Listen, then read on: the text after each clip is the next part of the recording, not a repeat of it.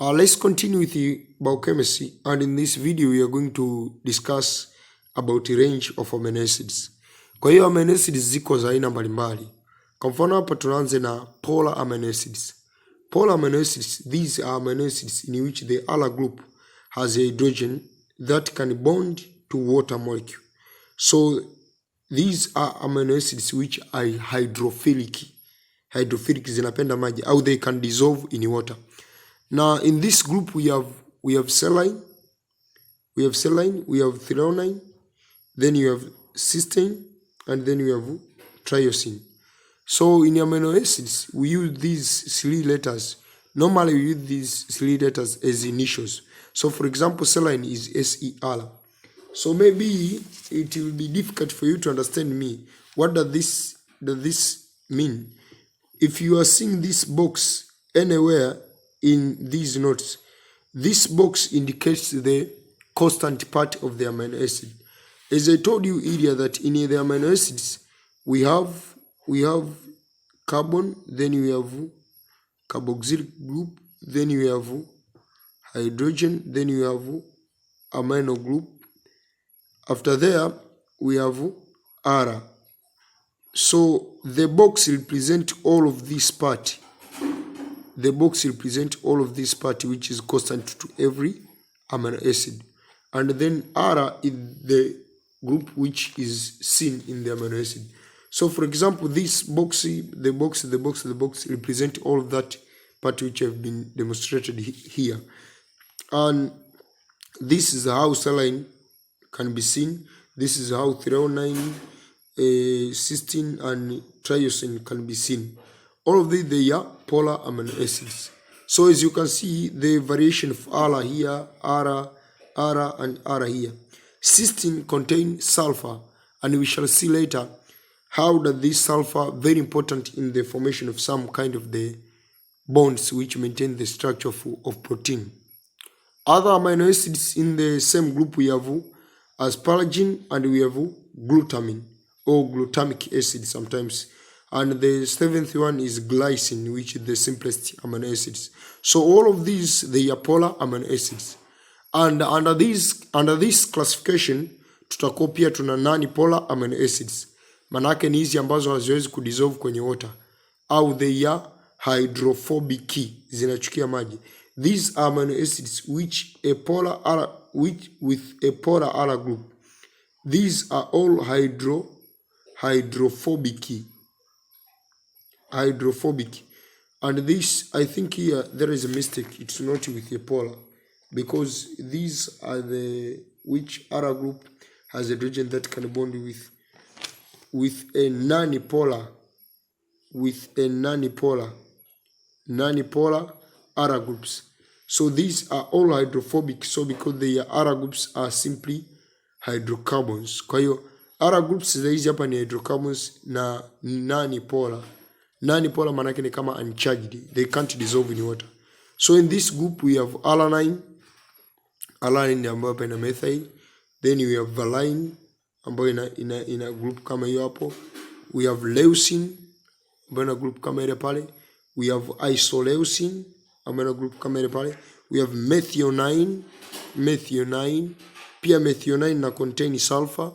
Japo hii sulfur haiwezi kafanya kazi kama sulfur ya kule nyuma kwenye cysteine.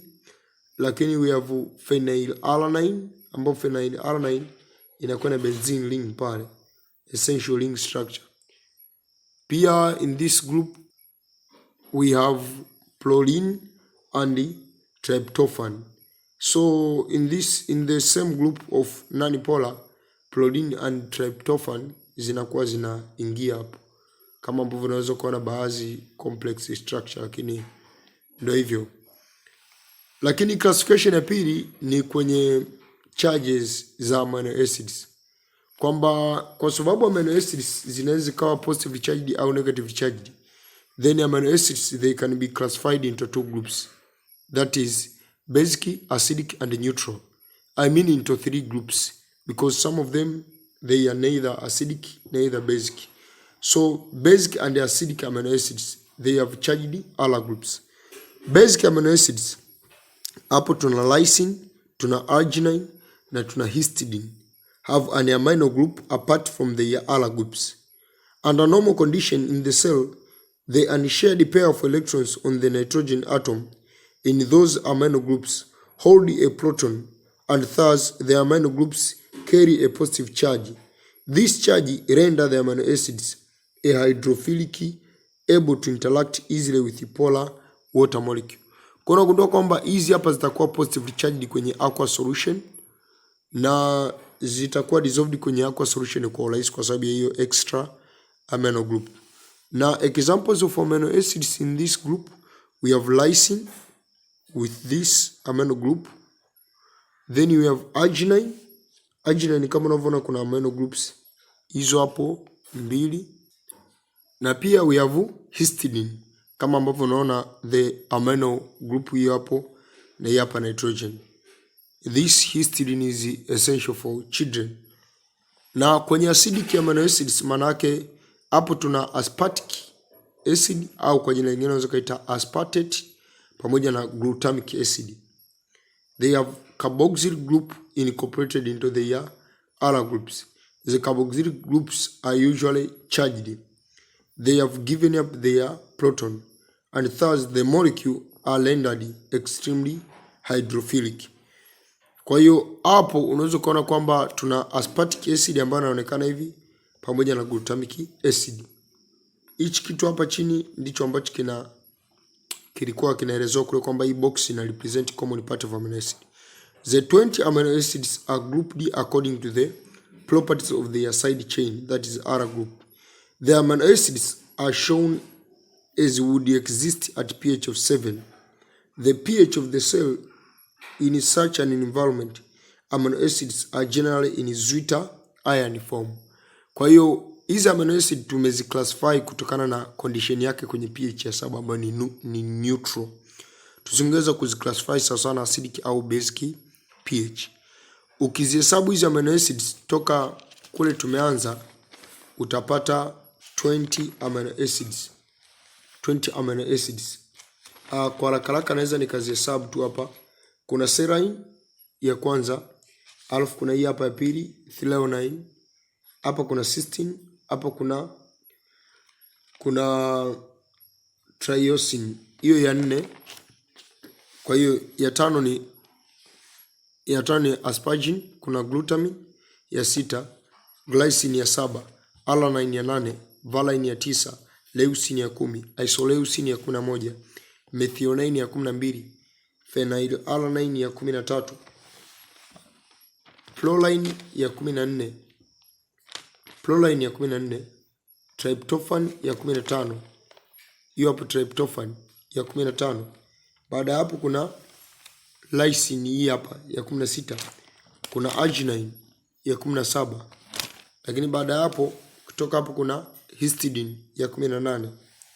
Lakini unakuta kwamba kuna aspartic acid ya 19 na glutamic acid ya 20. Kwa hizi ndo most common amino acids. 20 most common amino acids ambazo utazikuta kwenye proteins. Lakini pia unaweza kuona hii diagram hapa. Hii diagram iko kwenye kitabu cha Understanding Biology, na hii diagram inatuonyesha aina mbalimbali za amino acids. Kwamba ile group ambayo tulikuwa tunaisema kuwa ni R, ile group inaweza kubadilika. Kwa mfano kwenye lysine ile group R is a hydrocarbon chain. Lakini kwenye glycine R is a hydrogen atom. Unaona? Alafu tukija kwenye amino acid kama aspartic acid, R ime contain more than one carboxyl group. Wakati tukija kwenye group kama kwenye amino acid kama arginine, unakuta R contain more than one amino group. Hii ni basic amino acid, hii hapa itakuwa acidic amino acid. Lakini tukija kwenye amino acid kama cysteine, unakuta R inakuwa ime contain sulfur. Lakini pia tukija kwenye amino acid kama triosine, R is a hydrocarbon ring. Hii hapa ni benzene ring.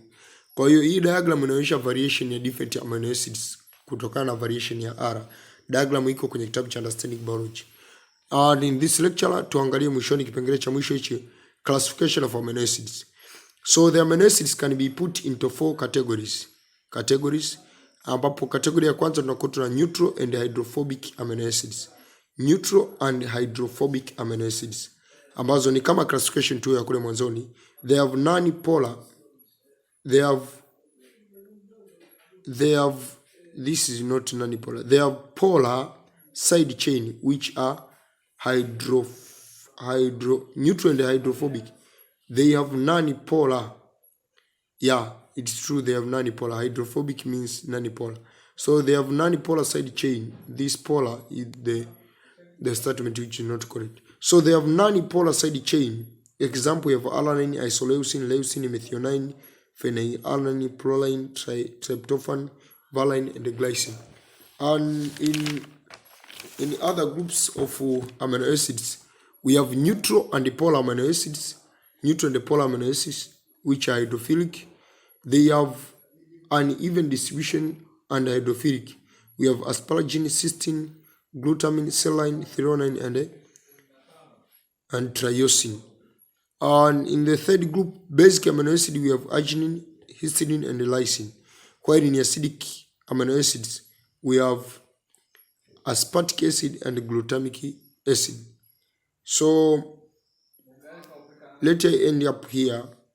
In the next video, I will start here in the formation of dipeptide bond, or formation of a dipeptide, of formation of a peptide bond or dipeptide, and then we shall jump to the bonds which are making up the structure of protein before we go to the classification and categories of protein. So stay with me, subscribe the channel, join my Telegram group, share the video to your fellow students so that we are understanding together biochemistry. Thank you everybody. Have nice studies.